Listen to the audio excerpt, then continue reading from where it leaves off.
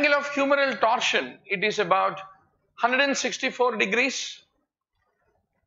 One hemoglobin carries 4 molecules of oxygen is a favorite single liner. During excitatory synaptic transmission, क्या होता है? There's a decreased potassium efflux, increased calcium influx, and that will release the acetylcholine. So Eaton-Lambert is the presynaptic vesicles where the sodium potassium, the calcium influx is the one which got affected because of the autoantibodies against the presynaptic vesicles is what you need to remember. Why pressure diuresis if you do? It lowers the BP because diuresis lead to lowering of the blood volume, and a low blood volume lead to development of the lowering of the arterial blood pressure is what you need to remember. Thiazide diuretics. Now this question is for a sale. Shoot your answer, doctor. Thiazide diuretics, basically they act on what? Yes. 19th question is for sale. Beach mein kuch questions ko you keep quizzing it up. Otherwise, lot of questions, we can't finish all questions. Very good. Everyone saying distal convoluted tubule. Come on, Ashish Sharma, clean bowl. Don't break my heart by saying proximal convoluted. Distal convoluted tubule, Ashish Sharma, give a call to our helpline. They will give you Medico subscription to the video library. Diuretics in pharmacology, previous DNB question bank, and the high yield topic list, theory discussion on the diuretics. You have to master diuretics. Without that, there is no question paper. Most high yield topic in the top 20 topics is diuretics. Play the quiz on diuretics. Get 8 out of 10 marks. Then only Ashish, my soul will be heaving in peace. Colipase is an enzyme that you find in pancreatic juice. Parietal cells produce the acid, and the intrinsic factor is also produced by the parietal cells. What regulates 125 dihydroxy cholecalciferol levels? Let me check what is your answer. Question number 22 is for sale. Shoot your answer. 22. Yeah. Please punch your answer. 22. Very good. Deepayan thinks PTH. Madhushri, clean bowl. And everyone else is saying PTH. Very good. Very good.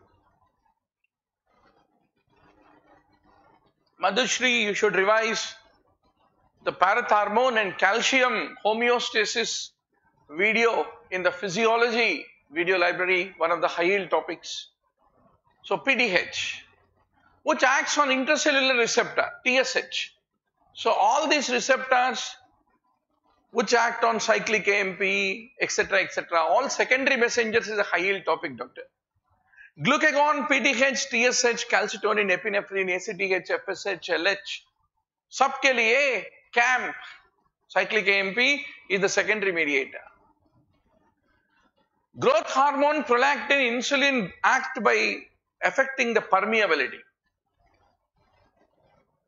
Then G proteins increasing, cyclic AMP is the mechanism for oxytocin, vasopressin, LH, FSH, TSH, ACTH. Adrenaline on the beta receptors also increase cyclic AMP, PTH and glucagon. Whereas they act via G protein and decrease cyclic AMP. Which hormones? Somatostatin and adrenaline, whenever it is acting on the alpha 2 receptors, will decrease the cyclic AMP. Then phosphoinositol pyrophosphate, PIP2 and IP3, it is the adrenaline on the alpha 1 receptors and vasopressin, it is a secondary messenger. So which hormones act by affecting the mRNA production in the nucleus? Steroid hormones, T3, T4, they act via mRNA is what you need to remember. So these are all very basic questions. Definitely you should not do a wrong. If you do wrong, 10,000 people will fly over your head in the entrance exam. Your rank will go behind. Very standard questions. Transpulmonary pressure is the difference between what and what? So, 18th November is the AIIMS exam. I hope next Sunday, while we are discussing a similar session of Sunday mock test here, some of you will be taking the AIIMS exam. I don't know all of you are taking or not. After that, you recall the questions you send me. We will have a discussion on that on next week, not this week, next week, 20th or 21st, we will have a review discussion on the recalled questions of the AIIMS. If you look at those questions of the actual examiner, more or less the questions will be on a similar area, similar line that we had been every day discussing religiously from evening 5 p.m. to 8 p.m. Similarly, you will find the questions. The question is, after every discussion is over, are you reflecting on it, picking up certain topics, 5 to 10 topics, go back to the UMedico video library, review them in the DNB question bank and theory videos, and then play a few quizzes. That reflection, if you need to take every day, you should revise. You should pick up 8 to 10 topics based on the discussion and then revise. Khelte next 60 days mein you will make a top, you will become a topper. Provided another 3-4 hours, you reflect on all the discussion we are having here. So the bronchus and atmospheric pressure, the pressure in the alveoli and the intrapleural pressure, that becomes transpulmonary pressure. Respiratory quotient in brain, it all depends on what brain utilizes, is typically between 0.9 to 1 because carbohydrate and protein are mainly used. Carbohydrate respiratory quotient is 1, protein is 0.9 and lipid is 0.7 is what you have to basically remember. Deepayan says, please revise May 2018. Chalo, since Deepayan has asked, I can't say no. Tomorrow evening we will have the May 2018 paper discussion, right? So, but 2-3 days, every day 70-80 questions, we should finish all 200 questions before you go to the exam, right? Now, what is true about heart sound? Let me check who will answer this question. 26, very good. Snowbervani proposes 26. Sunita says D. Come on, Sunita. Second heart sound, don't tell me that it is due to AV valves. It is aortic and pulmonic valves. You must be joking, right?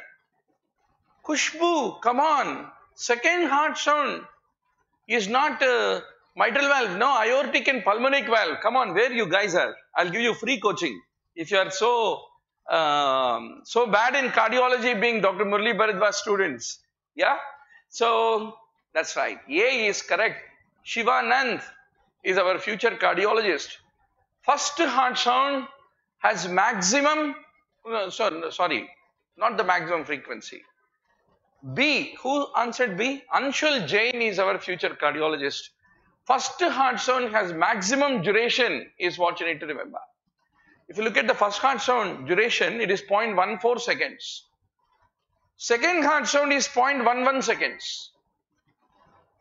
And the second heart sound has a higher frequency because the semilunar valves are much more tauter in comparison with less taut AV valves, right, which are responsible for the first heart sound. Then there is a greater elastic coefficient of the taut arterial walls. That is, second heart sound is because of what? Closure of aortic pulmonary valves. So pulmonary artery, aorta which are there, their wall is having a greater elastic coefficient. That's the reason the sound produced by the closure of these aortic and pulmonic valves has got a higher frequency is what you need to remember.